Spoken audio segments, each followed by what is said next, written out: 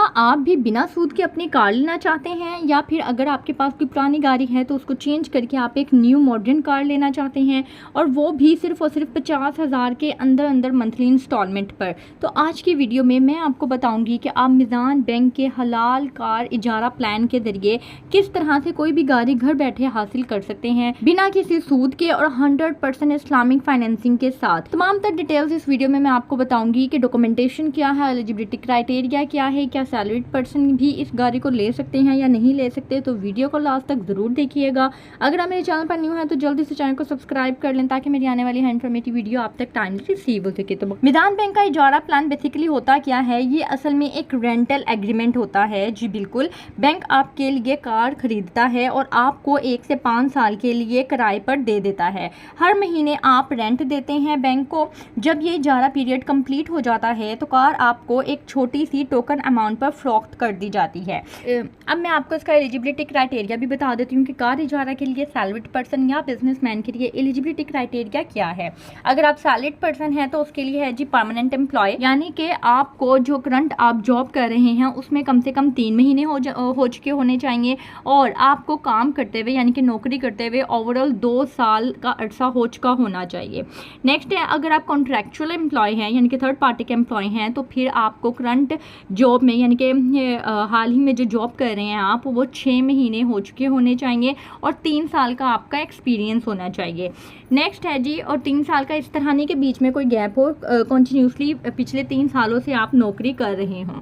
Next है जी, net take home income in excess of 2 times the monthly rent, यानी कि अगर फॉर एग्जांपल अगर आपका रेंट बनता है 50,000 तो उससे 2 गुना ज़्यादा जो है वो आपकी इनकम होनी चाहिए। नेक्स्ट है spouse's verifiable income club to an extent of 50%। सबसे पहले अगर एप्लीकेंट की इनकम यानी कि जो बंदा अप्लाई कर रहा है उसकी थोड़ी कम है तो उसका स्पाउस यानी कि अगर बीवी कर रही है तो उसका शोहर, और शोहर कर रहा है तो उसकी बीवी, स्पाउस जो है वो आपके बेटर हाफ को कहा जाता है।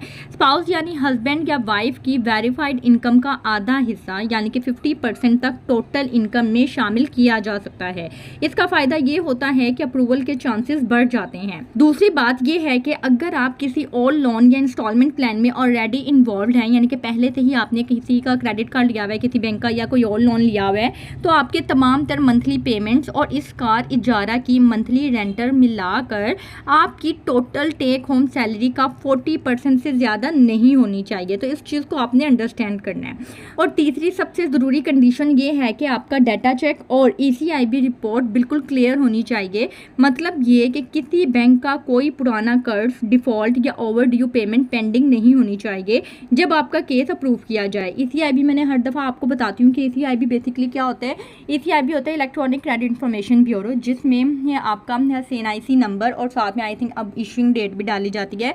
वो एंटर करके आपका तमाम तर डाटा आ जाता है कि आपने अब तक लाइफ में कितने लोन्स लिए हुए हैं, कहाँ कहाँ आप डिफ़ॉल्टर थे, कहाँ कहाँ आपने लेट पेमेंट की हुई है, क्या आपका क्रेडिट इमेज अच्छा है या नहीं अच्छा। तो ECIB में ईच एंड एवरीथिंग आपकी तमाम तर क्रेडिट इमेज शो हो जाती है। तो इस चीज़ का आपने ख्याल रखना है। चलिए नेक्स्ट मैं अब आपको बिजनेस पर्सन के लिए बता देती हूँ। मिनिमम आपका जो है वो जो करंटली आप बिजनेस कर रहे हैं वो 2 साल का अरसा हो चुका हुआ होना चाहिए। पोजीशन आपकी प्रोप्राइटर, पार्टनर और डायरेक्टर, ये इन तीनों में से कोई भी हो सकती है। प्रोप्राइटर क्या होता है, जो सिंगल ओनर पर्सन होता है। पार्टनर क्या होता है कि अगर आप किसी के साथ मिलकर काम कर रहे हैं तो आप पार्टनर भी होंगे, तो आप इसके लिए अप्लाई कर सकते हैं। डायरेक्टर क्या होता है, पब्लिक लिमिटेड कंपनी, उसमें अगर आप डायरेक्टर हैं तो भी आप इस चीज़ के लिए यानी कि कार इजारा के लिए अप्लाई कर सकते हैं। नेट टेक होम इनकम क्या है, इन excess of 2 times the monthly rental, same वही जैसा कि सैलरीड पर्सन के लिए थी। और स्पाउसेस वेरीफाइएबल इनकम भी सेम वही कंडीशन है जो कि मैंने आपको सैलरीड पर्सन में बताई थी। नेक्स्ट है जी रेजिडुअल वैल्यू इजारा, यानी कि अगर आप कोई ऐसी कार लेना चाहते हैं जिसकी इंस्टॉलमेंट बहुत ज़्यादा बन रही है और आप वो उतनी पे नहीं कर सकते लेकिन कार भी आपको वही चाहिए, तो फिर आप रेजिडुअल वैल्यू इजारा की ऑप्शन को इस्तेमाल कर सकते हैं। इसमें क्या होता है, आप एक फिक्स अमाउंट सिलेक्ट करते हैं म्यूचुअल अंडरस्टैंडिंग से बैंक के साथ के टाइम यानी कि जितने साल के लिए भी आपने ये लोन लिया है उस टाइम पीरियड के कंप्लीट होने के बाद ओनरशिप हासिल करते वक्त आप इस अमाउंट को लमसम के तौर पे दे देंगे। जैसे फॉर एग्जांपल 1 लाख इंस्टॉलमेंट बन रही थी, आपने उसको 70,000 करवा करवा लिया है और जो रिमेनिंग अमाउंट जितनी भी बनती होगी, ठीक है, उसको आपने कह दिया 5 लाख बनती हो, 2 लाख बनती हो, जो भी बनती हो वो आपने कह दिया कि मैं जब तमाम तर पीरियड कंप्लीट हो जाएगा तो उसके लास्ट में पे कर दूंगा और फिर इसकी ओनरशिप अपने ऊपर लूँगा। ठीक है, तो ये होती है रेजिडुअल वैल्यू इजारा। आप इस ऑप्शन को यूज़ करके अपने इंस्टॉलमेंट की अमाउंट को कम कर सकते हैं। अब रेजिडुअल वैल्यू के लिए कुछ चार्ट डिफरेंट है। उसमें क्या है कि अगर आपने रेजिडुअल वैल्यू इजारा करना है तो आप सिर्फ और सिर्फ न्यू लोकली असेंबल्ड कार के लिए कर सकते हैं। पीरियड इसमें 1 से 5 साल तक के लिए आप ले सकते हैं। एडवांस रेंट या डाउन पेमेंट आपने कितनी करनी है, मिनिमम आप 30% कर सकते हैं और मैक्सिमम आप 50% कर सकते हैं। 50 रेजिडुअल वैल्यू क्या है, अगर आप 1 साल के लिए करवाते हैं तो 60% तक आप रेजिडुअल वैल्यू हासिल कर सकते हैं। इसी तरह सोन, ये पूरा चार्ट आपके सामने अवेलेबल है। अगर आप 5 साल के लिए करवाते हैं तो आप 40% तक कर सकते हैं।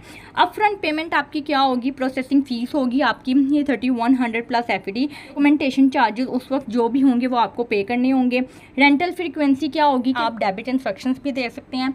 अब डेबिट इंस्ट्रक्शंस क्या होते हैं कि अगर आपका मिज़ान बैंक में ऑलरेडी एक अकाउंट है, जिस अकाउंट को आपने इस लोन के साथ लिंक करवाया है, आप उस अकाउंट के अगेंस्ट ये डेबिट इंस्ट्रक्शंस दे सकते हैं कि हर महीने मेरे अकाउंट से ये मेरी इंस्टॉलमेंट की अमाउंट डायरेक्ट डेबिट कर दी जाए बगैर मेरी कंफर्मेशन के। वो आप एक ही दफ़ा जो है वो कंफर्मेशन या एग्रीमेंट साइन कर देते हैं। नेक्स्ट है जी overall auto financing limits availed. अब इसमें क्या है कि आपकी जो लोन की अमाउंट है वो 30 लाख से ज़्यादा नहीं होनी चाहिए।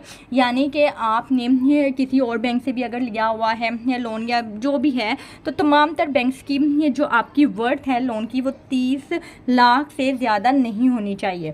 अब आप कार इजारा के ज़रिए गाड़ी किस तरह से ले सकते हैं, उसके लिए आप किसी भी नियरेस्ट मिज़ान बैंक में जाएं, वहाँ पे कार इजारा फॉर्म फिल करें जो कि हर ब्रांच में अवेलेबल होगा। उसके साथ अपने तमाम तर डॉक्यूमेंट्स अटैच करें, जो भी आपको ऑफिसर भी गाइड कर देगा और इसको आप अप्रूवल के लिए भेज देंगे। 15 से 20 कारोबारी दिनों में ये आपको मिल जाएगी। रिक्वायर्ड डॉक्यूमेंट्स क्या होते हैं, डॉक्यूमेंट्स भी मैं आपको बता देती हूँ।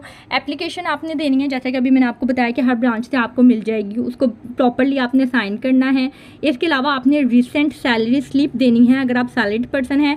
अगर आप बिज़नेस पर्सन हैं तो आपने अपने बिज़नेस का प्रूफ देना है, या तो NTN दे देना है या जो भी आपका कोई भी रजिस्टर्ड डॉक्यूमेंट्स होगा वो आपने दे देना है। इसके अलावा लास्ट 6 मंथ की आपने बैंक स्टेटमेंट देनी है, अपनी रिसेंट पासपोर्ट साइज़ की फ़ोटोग्राफ देनी है एक।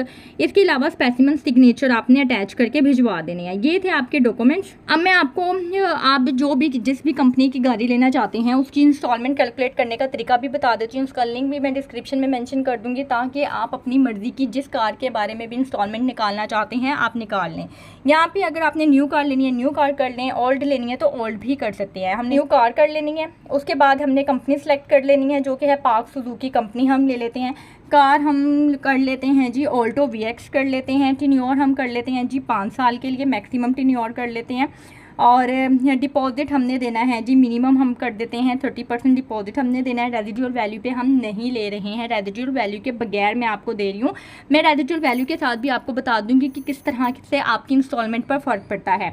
कार डिलीवरी हमने इमीडिएट नहीं करनी वरना हमें ज़्यादा चार्जेस लगेंगे, हम बुकिंग पे कर देते हैं।